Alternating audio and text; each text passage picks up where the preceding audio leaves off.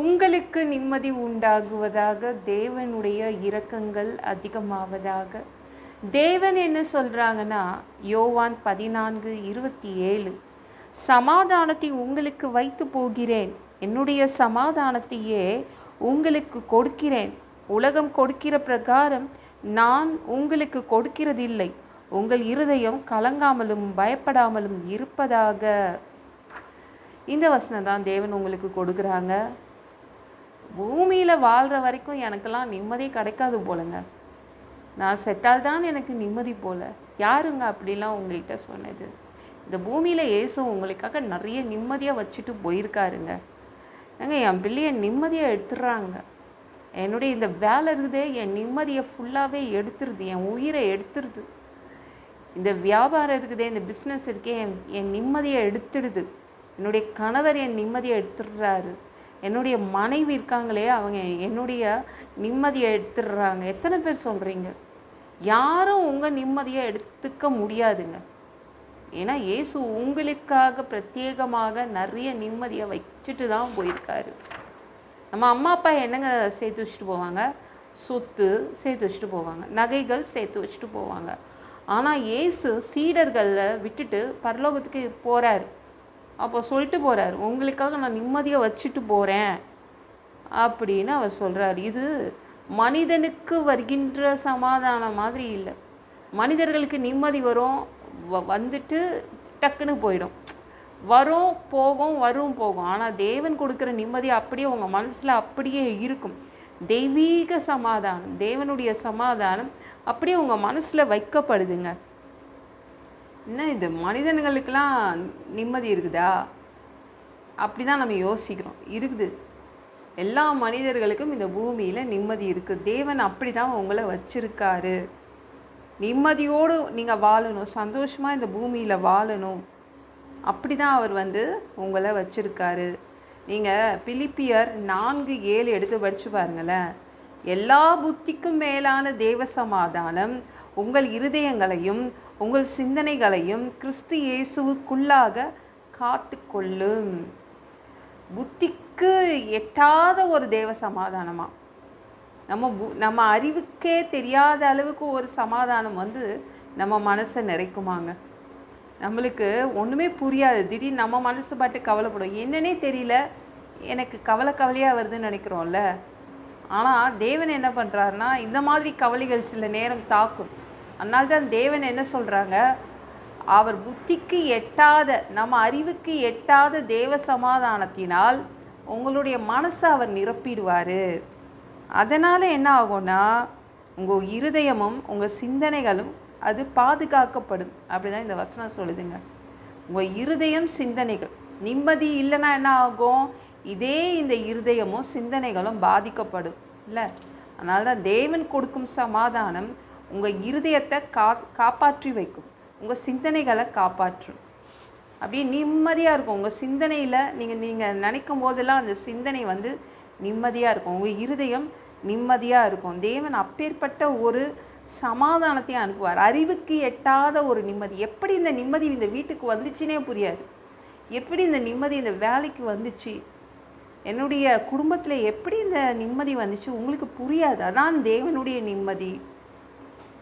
சரிங்களா? அதுதான் உங்களுக்காக தேவன் வச்சுட்டு போயிருக்காரு. அது உங்களுக்கு வரும்.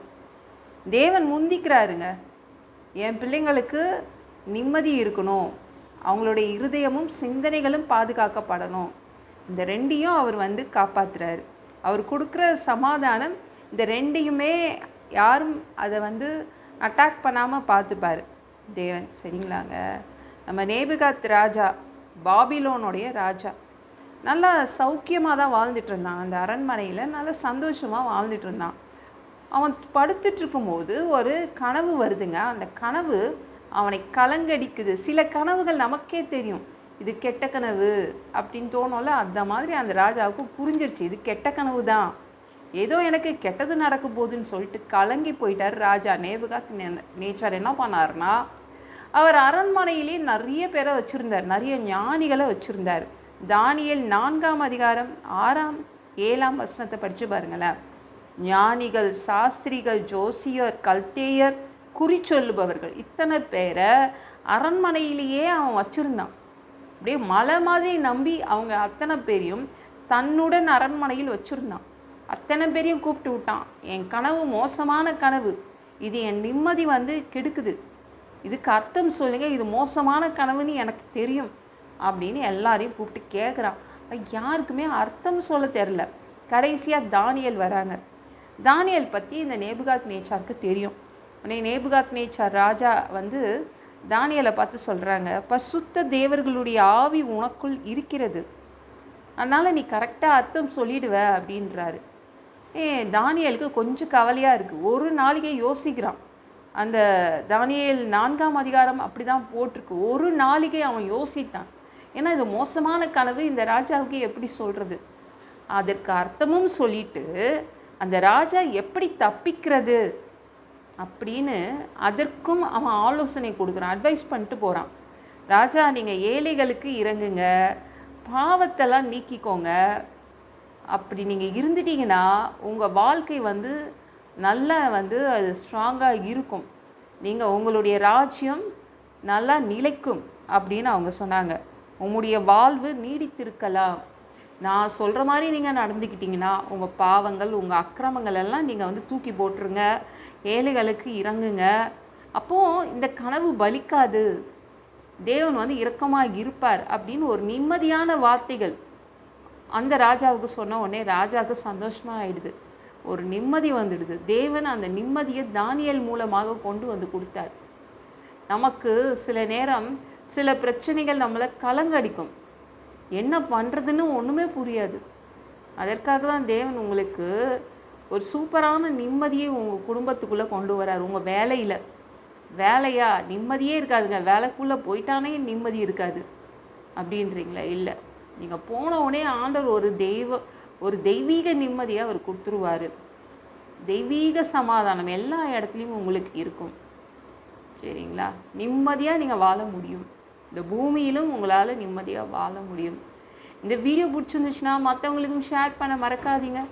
கர்த்தர் தாமே உங்களை ஆசீர்வதிப்பாராக. ஜெபம் பண்ணலாமா? அன்பு பிதாவே, உங்கள் பிள்ளைங்க உங்கள் பாதத்தில் வந்திருக்காங்கப்பா. சாமி இரக்கம் செய்யுங்க, இறங்குங்க அப்பா. உங்கள் பிள்ளைங்களுக்கு ஒரு பெரிய நிம்மதி இன்னைக்கு வருது. அவங்க புத்திக்கு எட்டாத, அறிவுக்கு எட்டாத ஒரு நிம்மதியை நீங்கள் உங்கள் பிள்ளைங்க மனசுக்குள்ளே வைக்கிறீங்க பா. நீங்கள் உங்கள் பிள்ளைங்களை கலங்க விட மாட்டீங்க, அவங்க பயப்பட மாட்டாங்க. ஒரு சூப்பரான நிம்மதி உங்கள் பிள்ளைங்களை தேடி வருது. அதற்காக நன்றி. அது உங்கள் பிள்ளைங்களுடைய சிந்தனைகள், உங்கள் பிள்ளைங்களுடைய இருதயத்தை அது காப்பாற்றும், பாதுகாக்கும். எல்லாம் பொல்லாத பிசாசுகள், ஏவல்கள், மந்திரங்கள், தற்கொலை ஆவிகள், பயத்தின் ஆவிகள், பலவீனப்படுத்துகின்ற ஆவிகள் எல்லாம் இயேசு என்ற பெயரினை கொண்டு துரத்துகிறேன். ஓடிப்போ. உங்கள் பிள்ளைங்களை ரத்த கோட்டிக்குள் மறைச்சிக்கோங்க. பரிசுத்த ஆவியால் நிரப்புங்க. ஞானஸ்நானம் எடுக்கணும். ரட்சிப்பீராக. இயேசுவின் தழும்புகளால், காயப்பட்ட தழும்புகளால் எல்லா வியாதிகளும், எல்லா பலவீனங்களும், கேன்சர் போன்ற வியாதிகளும், மரணப்படுக்கைகளும் சரியாகுவதாக. பா, ஒரு மனிதனாக பிறந்தா ஜீவ புஸ்தகத்தில் பேர் இருக்கணும். அப்படி இல்லைன்னா அந்த மனுஷனை பிடிச்சி நரகத்தில் தள்ளிடுவீங்க. தீ எரிக்கிற இடத்துல எப்படி போய் வாழ்கிறது பா? அடித்து உதச்சி திருத்தி எங்களை பரலோகத்துக்கே அனுப்பிடுங்க. கழுவப்படாத பாவங்கள் எங்ககிட்ட இருந்துச்சுன்னா உங்கள் திரு ரத்தம் கொண்டு கழுவி எங்களை பரலோகத்துக்கே அனுப்பிடுங்க. எந்த ஒரு இமைப்பொழுது நீங்கள் வருவீங்கன்னு இயேசுவை வணங்கி காத்துட்ருக்கோம். பரிசுத்தமாய் வாழ்ந்து வாழ்ந்து காத்துட்ருக்கோம். அந்த ஒரு இமைப்பொழுதில் உங்களுக்கு ஒப்பான உடம்பு எங்களுக்கு கொடுக்கப்படும். அதை பெற்றுக்கொண்டு மதியமானத்தில் உங்களை சந்திக்க வருவோம். அந்த தருணத்தை நாங்கள் இழந்துடக்கூடாது. ஒரு மனிதனால் பரிசுத்தமாக வாழ்கிறது கூடாத விஷயம். அதற்கும் உதவி கேட்டு நிற்கிறோம். 7 வருடம் அந்த கிறிஸ்து ஆட்சியில் விட்டுட்டு போயிடாதீங்க. பிசாசு நடத்தும் ஆட்சியில் விட்டுட்டு போயிடாதீங்க. 1000 வருடம் இந்த பூமியை ஆட்சி செய்வதற்காக வருவீங்க. அந்த பொற்காலத்தை பார்க்க ஆசைப்படுறோம். எல்லாவற்றையும் ஒப்பு கொடுக்குறேன். இயேசுவின் மூலம் ஜெபம் கேளும் பிதாவே. ஆமென். நாளைக்கு பார்க்கலாம்.